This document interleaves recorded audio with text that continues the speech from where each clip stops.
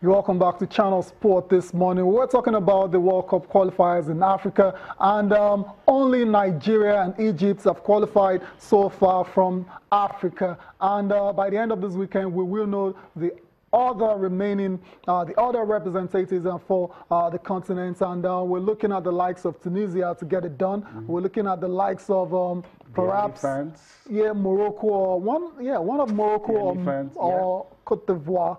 And yeah, it's going to be tight.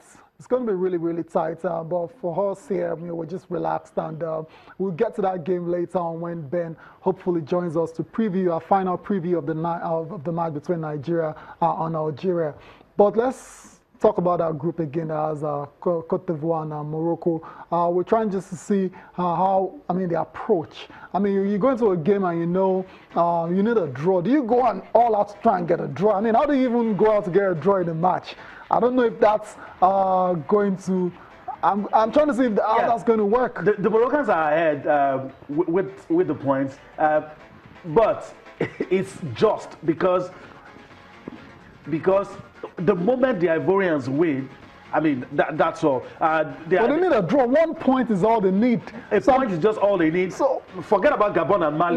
They have no role to play. It's a shootout between Morocco and Cote d'Ivoire, like we said. Yeah. So, I mean, the approach is what... You feel sorry for the Moroccans because they've not lost. I mean, now they're going to a high-pressure game. They in front... Basically, enemy lines, they're behind enemy lines, really, in this game. I mean, the Ivorians will turn up en masse to support their side, knowing fully well that 3 points will be enough. But I've seen the Ivorians play in these qualifiers. Believe me, from obviously, it's my own opinion, they have been very underwhelming. They've been bang average, and they will need to up the ante really, really, really high if they're going to get that win against Morocco. Yeah. But I have a feeling that it's going to be the Ivorians. Really? Yeah. A win is all they need. Wow. A win is all they need. Of all the outcomes, 2 favors the Moroccans, 1 favors the Ivorians. But then again, I'll still go for the Ivorians because they're playing at home. Right. Now that you mentioned the fact that they're playing at home, I mean, our officiating will be very, very, very crucial. CAF will be monitoring all those matches. CAF, definitely extra monitoring if they can afford to do that, because we want the best countries to represent Africa at the World Cup, and we don't want any stories. We've already seen an example this year between South Africa and Senegal, so we don't want a repeat of that one. So CAF, they have to do their job in that one. But you're going for Cote d'Ivoire. We'll see, fingers crossed. I just think Morocco, the battle tested. I think they will be going all out to get at least a draw in this game. We'll see. Which is very, very achievable. We'll see. So, my pick, 3 teams. Your pick. I'll go for the Ivorians, Senegal. And as much as I would love to see the RC, I know Tunisia playing at home, so it's going to be Tunisia, my pick. Tunisia, Senegal. Senegal. You don't think South Africa don't stand a chance? I don't. South Africa, all they have to do is beat Senegal home and away. Yes. Right. And you don't think that's possible? Let's say, for example, now the home game. I think they also need the Burkinabes. I mean, not to win as well. It's going to be a combination of some results. I don't think it's straightforward. Yeah, straightforward for them. Win against Cote d'Ivoire, against Senegal, home and away, and home and dry. They'll be on the plane to Russia. Oh, okay. Right. So the Burkinabes have nothing to do. Yeah, I'm not sure because I'm thinking. No, they don't have anything to do with it. Okay, they'll be on 10 points. The Burkinabes, okay, I think they're on 6. So, okay, a win doesn't do anything. I don't see South Africa. There's a shootout between South Africa and Senegal. I don't see South Africa beating Senegal home and away. Right. So let's say they win the first leg, which is in SA. Winning one of the two is enough. That's what I'm saying is that's confidence already. They win that one and they go to Senegal knowing we can get a win as well to qualify for the World Cup. You don't think that's not possible? How many people have done that recently? But wish them all the best. South Africa, pretty decent team. Other Sheikhs, Mashaba, a new man, dead. Stuart Baxter now. Results haven't been good. Not really. Especially the ones against Cape Verde. I think they dropped the ball in that game. That's where it went all wrong. Losing home and away to Cape Verde. I mean, when you do that, then it looks like you're not ready to go to the World Cup. And that's why I totally understand why you're thinking Senegal would just, nick that one in the group. All right. So Well, come on now, surely. Yeah, we have to talk about Surely, Nigeria. coming on now. Even though we've done the job. But then again, we still hope to see a good game later today. We hope to see the Eagles. I mean, I can't remember the last time I think we went to Algeria, got a decent result, was in 2005. Augustine Eguavon led the team and defeated the Algerians 5-2. But before that, I can't remember when. Maybe not in my time, that we went to Algeria and got a result. So it will be good for confidence, good for morale, especially for the new guys, the squad members who've not got playing time, and the new guys who now have an opportunity because of the injuries. I mean, enormous possibilities for most of them. So we'll see.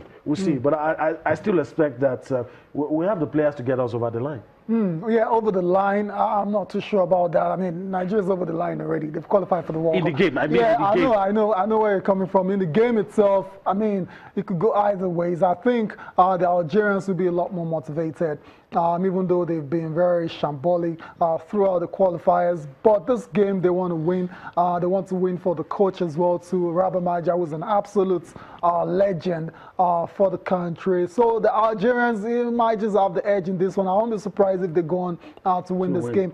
But coming from the Nigerian angle, everyone I've spoken to so far, they're interested in seeing a lot of these guys have not been regulars. I mean, that's what they just want. They want to see the options. They want to see if Anthony Nwakeme is actually international level striker. We know he scores goals for Apoel Beersheba in Israel and in the Europa League as well. But is he international class? Is he a like-for-like replacement for Dion People Gallo, want to like find everybody out. has said? People want to find out. Olaino, can he do a job if Elderson is not playing, or even Sheo, who seems to have made the right back position his slots?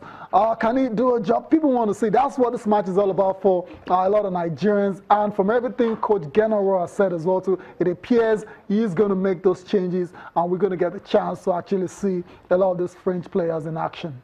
Well, we'll wait. But then again, it's good we're playing this game without any problem.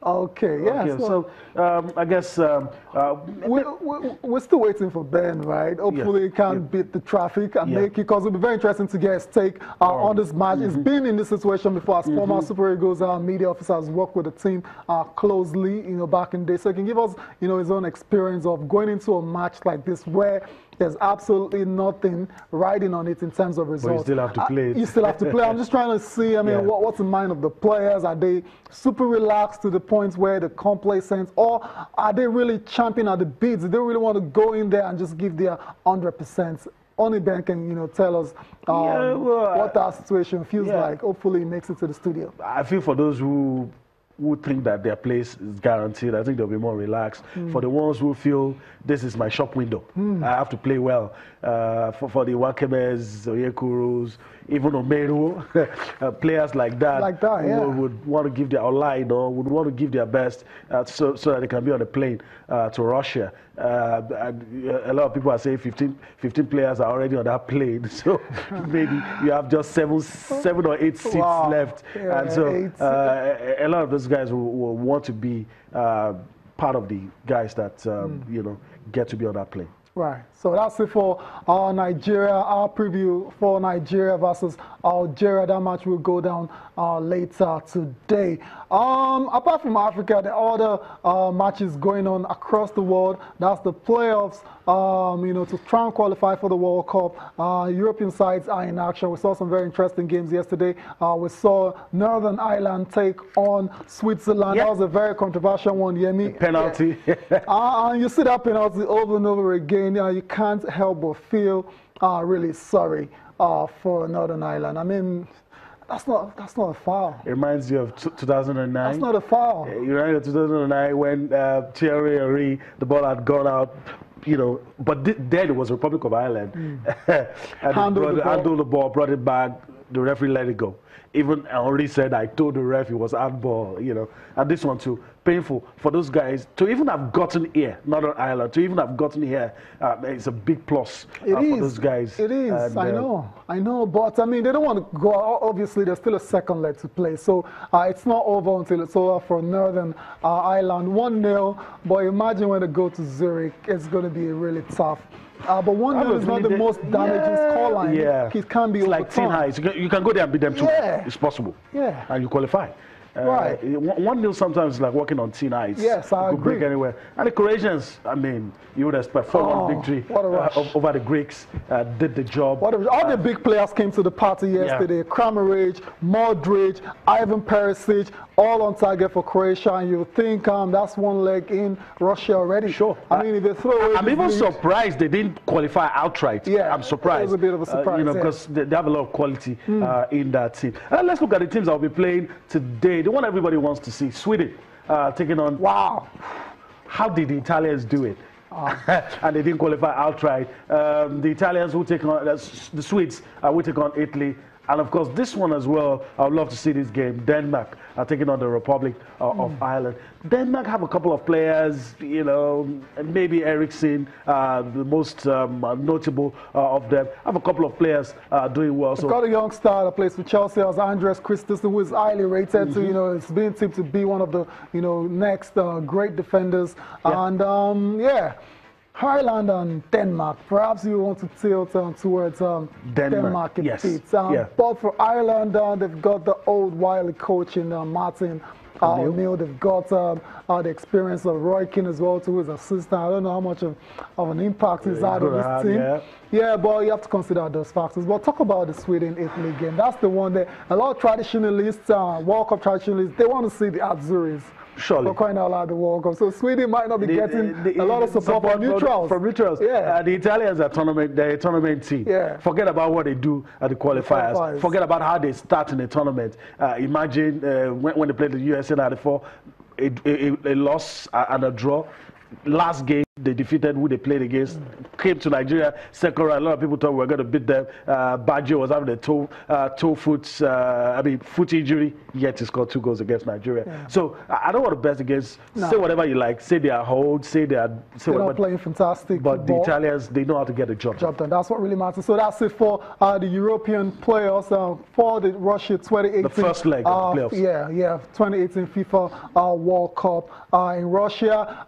Before we go on a break now, there's another glamour friendly tonight between England and Germany. And I mean, England, Germany, whenever the two sides meet, is always fireworks. But this game somewhat has been affected by a lot of withdrawals from England, right? Harry Kane, Iron Wings, all those guys pulling out because of injuries. But it might still be a very exciting one. The other fixtures are Portugal, Saudi Arabia, France taking on Wales, England, Germany, I already talked about that, Poland, Uruguay. Some of these friendlies that we're going to see today: Belgium, Mexico, Ukraine, Slovakia, Japan will take on Brazil, and of course South Korea will take on Colombia. And what is instructive from all these friendlies is a lot of these teams have qualified for the World Cup. So preparations have begun in earnest. I mean, March is the next time you're going to play friendly. So that's why you see a lot of them playing double headers. Right. And you can say Nigeria's playing a double header. A double header too. Algeria will play against Argentina on Tuesday. So that's it. Let's quickly, I'm not sure we have enough time to hear from Gareth Southgate. Yeah, there's a lot of interesting things to see. Okay, I think we'll have to do that after we go on this commercial break. And when we come back, we'll be looking at the papers as well as hearing from England's head coach, Gareth Southgate, speaking ahead of that match against Germany later tonight at Wembley.